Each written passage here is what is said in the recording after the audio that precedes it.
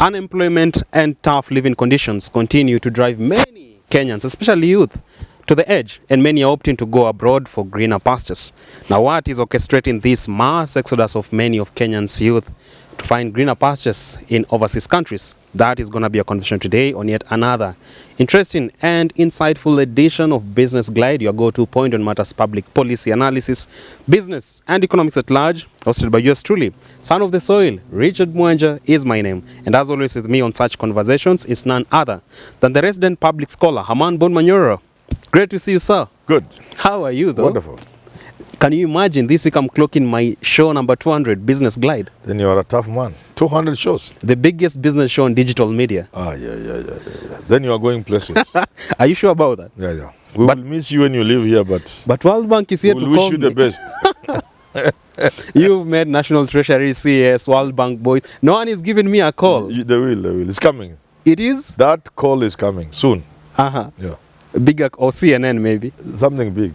All right, we wait to see. But Congratulations anyway. Asante sana, and thank you for the opportunity. Yes. And from the next two editions, I'll be giving special shout out. And of course, my heart is full of gratitude to our fans and all those who've supported me on this journey. So do tune in to our upcoming editions, and definitely I'm gonna really give my credits due to all of you who've held my hand this far. But then again, let's get straight to today's conversation. We are looking at a very alarming subject, that is the mass exodus of many youth, and probably even some of your family members have gone to Canada, Australia, Saudi Arabia, you name it, all in search of greener pastures. And let's just start from a general standpoint, sir. It is good for people to look for greener pastures abroad. But then again, when it happens so thick and fast, no one cares to know what they're going to do in other countries. They just want to fled Kenya. What do you think is really orchestrating this alarming mass exodus?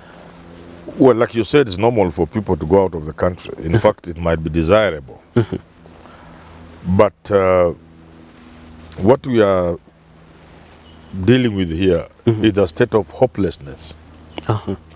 The country does not seem to offer hope to its people, especially the youth. And therefore, anything goes for them. Anything goes for them. They are willing to try the unknown. They hear people are suffering in the Gulf states, but they are willing to go. The thing is, anything but here. Because the suffering at home, the state of despair, you could be right, because the scramble for passports, the immigration department can hardly keep pace with applications. Many Kenyans want to leave. And what is worse, there are many Kenyans who have told me they had planned to come back home, but for them, coming back home is off the table now. They better die and be buried in far lands, away from the ancestral lands. We've been killing hope. And we are soon going to realize that we done a great disservice to ourselves as a country. There's nothing worse than people without hope. So those who can leave will leave. Those who are outside don't want to come back anymore. In fact, let the treasury check the figures. There's going to be there already is a big drop in the sort of money we get from the diaspora. But they ain't seen nothing yet. They ain't seen nothing yet. It's going to be much, because people are losing hope in this country. You've actually equated a man without hope is akin to an animal. Yes. And very recently, if you look at the pronouncement from the DP Gachagua while overseeing one of the graduation ceremonies, he has told Kenyan youth there is no employment opportunities. Instead, there is a better conduit of employment, that is kazi ya mjengo. Would you say, as much as the presidency, the office of the presidency has a role to inspire confidence and hope to the nation, that the DP has fallen considerably short in the glory of giving Kenyans hope? Yeah, you need to give people hope. You cannot stand in a graduation, the second in command, and tell young people, young men and women, that there's no job for you even with your degree here. That I'm trying to be an honest man, truthful man. Yeah, the only thing we can give you is an opportunity to deal with brick and mortar on construction sites. You're not being a parent, leave alone being a deputy president. You're not even being a parent. Yeah. You give your children hope. We know what Kenyans think about Mjengo. It's the worst you can ever do. So you cannot tell Kenyans, we have given you a degree, the power to go and read, but do it on Mjengo. Or go to the boda industry. We are leading reforms there. This bottom-up thing, this hustler thing is messing this country. It's not how you deal with a country, because you must create hope among the young people. First of all, the housing project may not work. Who knows it will work? You are building hope on something that we don't know whether it will work. But more importantly, I hope this reaches government.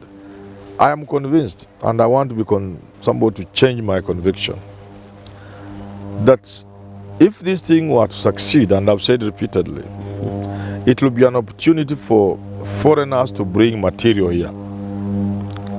Not our local Juakali artisans. There will be no Juakali person welding anything. The windows will come, doors will come, panels will come. There will be nothing manufactured here. There will even be no job. Because they will not be using the normal brick and mortar of sand and cement. They will bring these panels to join them, and they are imported or fabricated here by them. Prefabs and all. Yeah, premix. They can do them themselves.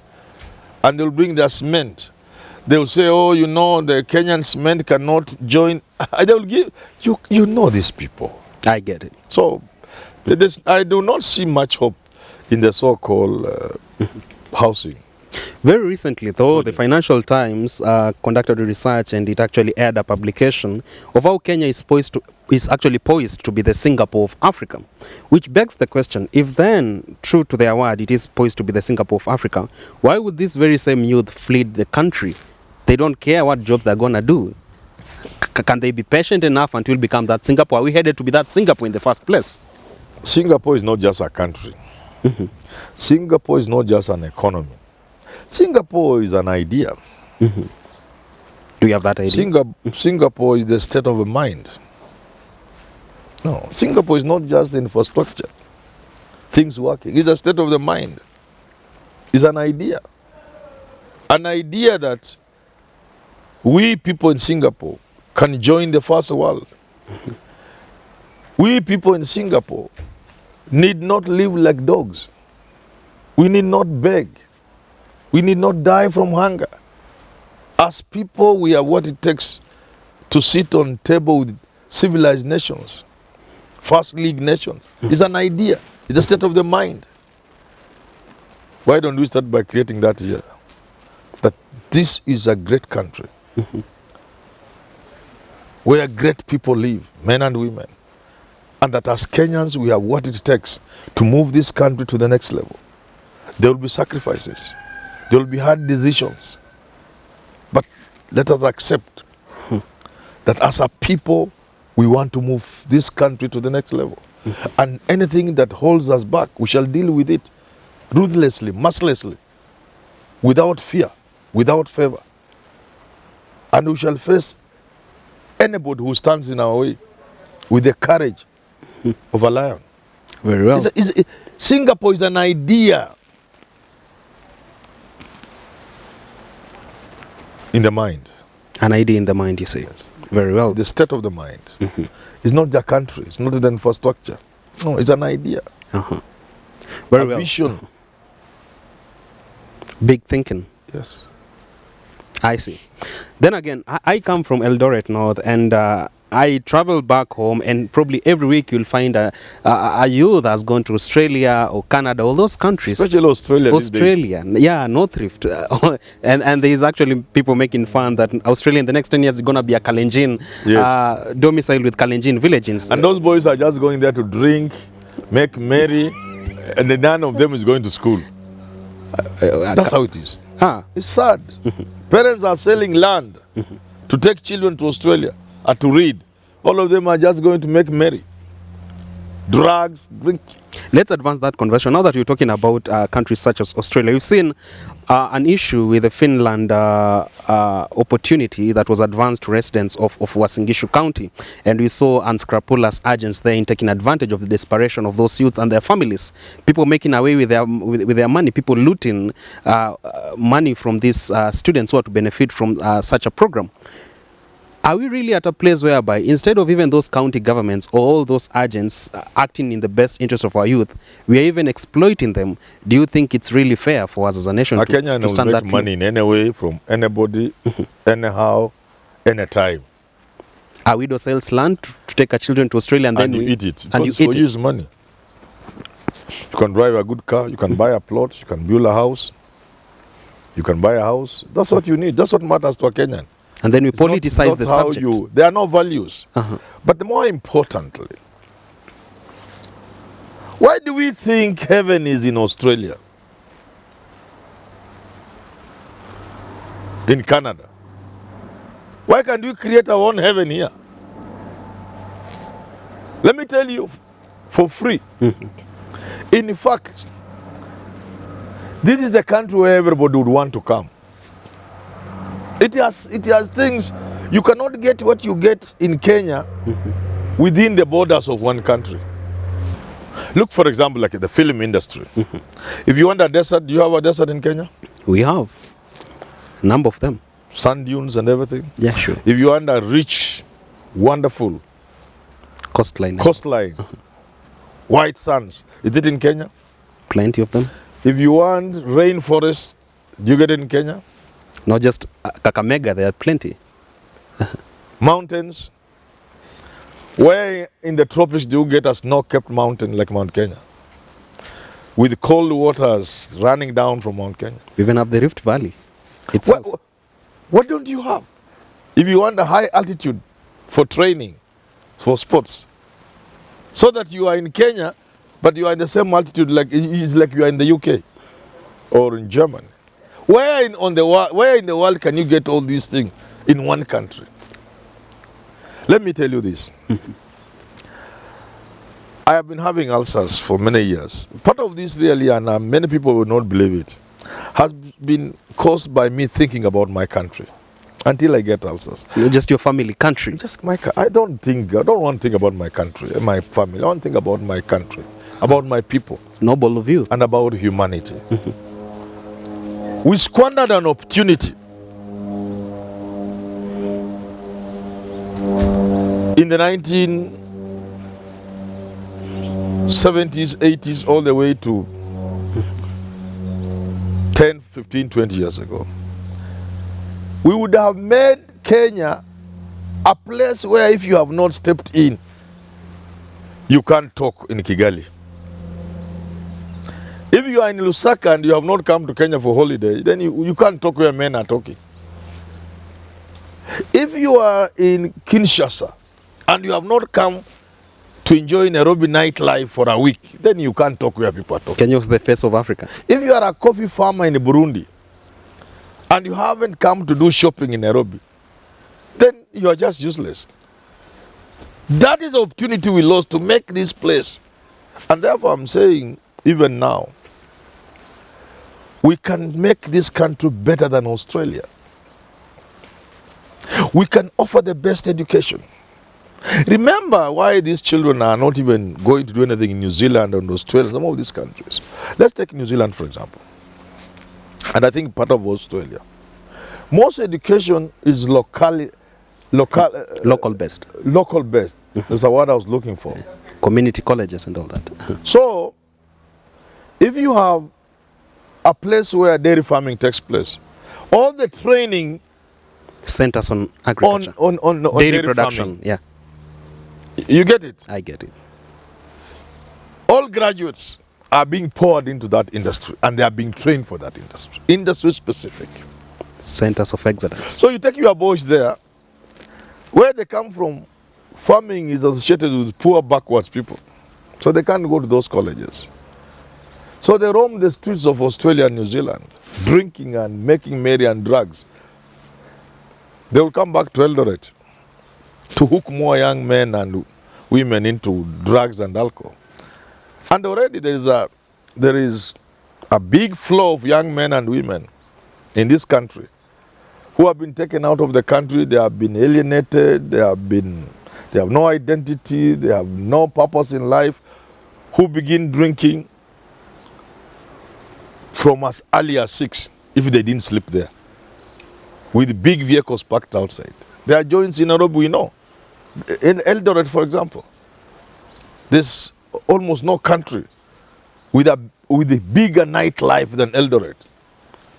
The amount of alcohol sold in clubs in Eldoret is big business. What do you mean? So the people blindly thinking they are taking their children to Australia, and I have nothing against Australia. There's nothing those children are going to do in Australia. I'm a university lecturer, I know. There's nothing they're going to do in Australia. Push your country, push your government to give its citizens quality education here. Okay? Make your universities places you can admire.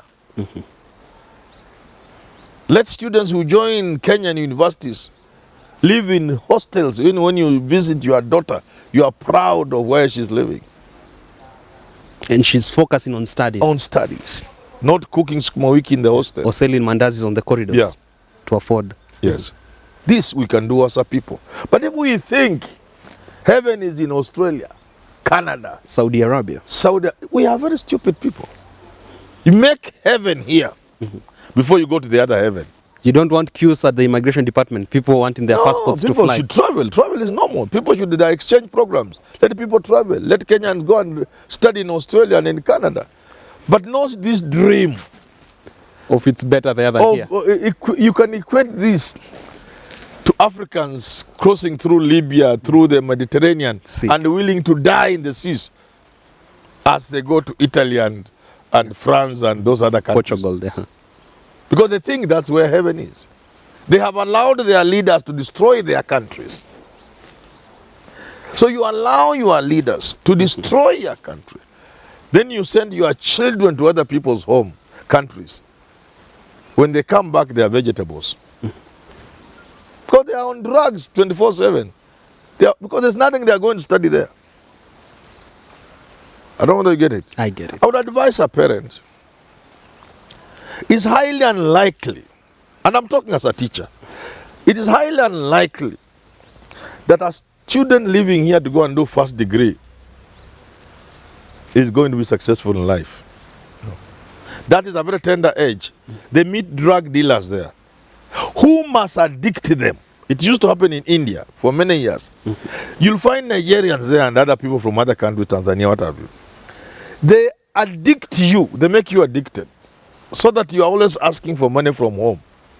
And even the fees. How many have left India without certificates? Those guys make you sure you have become an addict. Then you'll just be bringing money from home and they get it as they supply drugs to you. They turn our girls into prostitutes. So that they may now, an international prostitute ring, of African women who can be tossed around in prostitution in any manner by all sorts of sexual perverts. I don't know whether you get what I'm saying. I get it.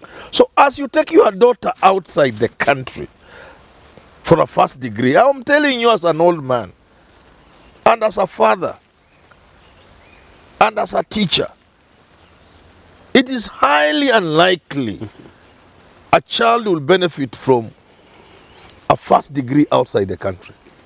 It's unlikely that over 80-90% of those who go there for first degree are unlikely to come up with anything meaningful. They will come up as prostitutes, as drug addicts, as alcoholics. But if a student has navigated their way in Kenya through high school, have joined university here, they have learned what it means to survive away from home. Because they are leaving home for the first time to go and do their first degree. And you want it to be Australia. For them to learn the first time to stay alone at that age of 19, 20, 21. Tender age. You are just joking. Take your child to the University of Nairobi, University of Eldoret, Media University, Mount Kenya University, Daystar University, Catholic University, Baraton University. Take your child in Kenya for their first degree. They will then be mature and they know the meaning of independence and manipulation. Because even here they will be manipulated. They have to learn how to avoid manipulation. And labor market dynamics. And being channeled into things like prostitution and alcohol. They learn first. Because they can get others to tell them. Now, if you take your child for a second degree, third degree out of the country, but to parents today, my advice to you, if you are listening to me, avoid this temptation of my child must go out of the country for first degree. You are turning your child into a prostitute. So avoid sending your children for first degree at that tender age outside. Otherwise, you want to bring back a prostitute, an alcoholic. Chances are high those are the products you'll get. Those are the people you're going to get when you bring them back. It's as simple but as serious as that. I advise parents to know that at that tender age, their children should be studying in Kenya before they go out for postgraduate studies. There you have it from the firebrand himself, Herman Manyora. That point by him takes us to the wrap of our conversation today, talking matters.